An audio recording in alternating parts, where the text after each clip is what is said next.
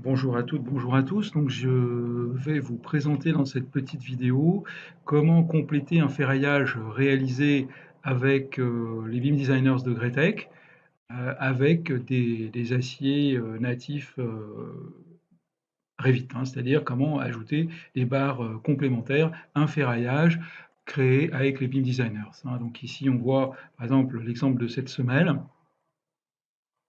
Donc les aciers de cette semelle ont été créés à l'aide des BIM Designers ici. Donc on a créé les nappes d'acier inférieur avec le choix du diamètre, le choix des quantités, etc. Donc tout ceci a été aussi mis en page à l'aide des produits Gretec. Alors maintenant, comment ajouter des aciers pour qu'ils viennent compléter la nomenclature de la semelle, hein, de la cage d'armature existante?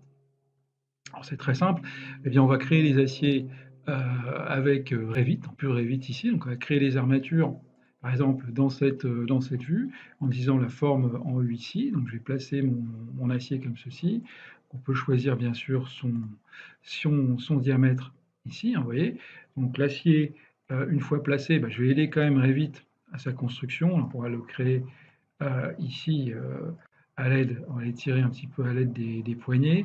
Je vais utiliser aussi les propriétés de longueur ici pour donner les dimensions, alors attention aux unités en millimètres de cette barre, donc voilà. Donc cet acier est créé, donc il me suffit de créer un jeu d'armature à partir par exemple de 3 aciers. Donc je vais m'aider de la vue ici pour placer ces aciers à l'intérieur du, voilà, je vais zoomer un petit peu, à l'intérieur des enrobages comme ceci. Donc voilà, les aciers sont créés. Donc on va le voir tout de suite sur la vue 3D. Donc sur la vue 3D, je peux aussi mêler des produits Gretec. Donc ici, on a un outil de visibilité donc, qui permet de rendre visibles directement les aciers dans n'importe quelle vue.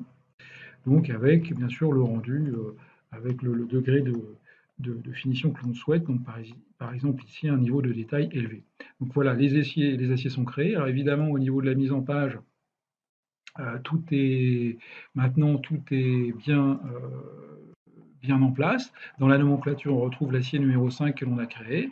Ah, donc on le retrouve aussi sur la vue 3D ainsi que sur tous les éléments de la mise en page. Alors les cas échéants, bien sûr, on peut compléter la notation ici de ces aciers avec avec une petite étiquette. Voilà, donc je vais placer cette étiquette ici, je vais l'aligner comme ceci. Donc ça c'est fait, c'est l'acier numéro 5, on l'a bien repéré. Alors pour avoir les schémas, hein, pour obtenir les schémas dans la nomenclature, bah, c'est très simple.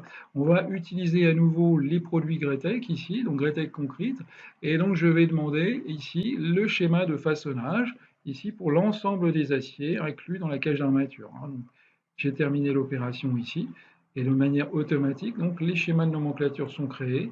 Et bien sûr, si je reviens en haut ici sur la nomenclature d'acier, on voit qu'un schéma coté accompagne chacune des références. Voilà.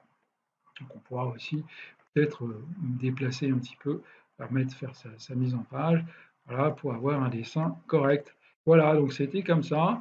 La possibilité de rajouter des aciers complémentaires à un modèle ferraillé avec les outils de Gretec, tout ceci dans Revit. Voilà, merci pour votre attention.